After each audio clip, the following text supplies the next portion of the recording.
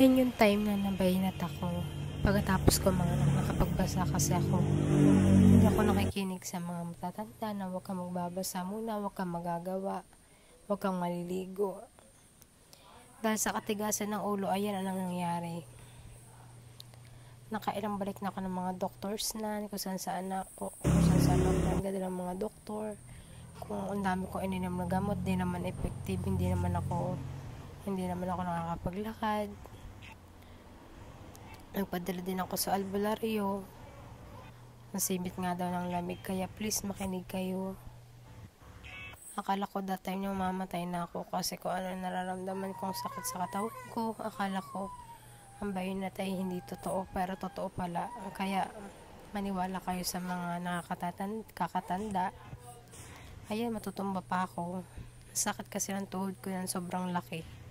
Kaya sobrang nagpapasalamat ako kasi nakalakad na ako. 4 months kasi ako hindi nakalakad. Nung nag 5 months ako, nakalakad na ako. Kaya sobrang blessed ko. Nakakapaglinis na ako ng bahay. Nagagawa ko na yung mga gusto kong gawin. Nakakarga ko na rin si Haven. Kaya sobrang nagpapasalamat ako sa ating Panginoon. Siya talaga yung pinaka-the best na manggagamot sa lahat. Kaya magdasal lang. Marami mga pansubok ang binibigay sa atin, pero malalampasan natin yun.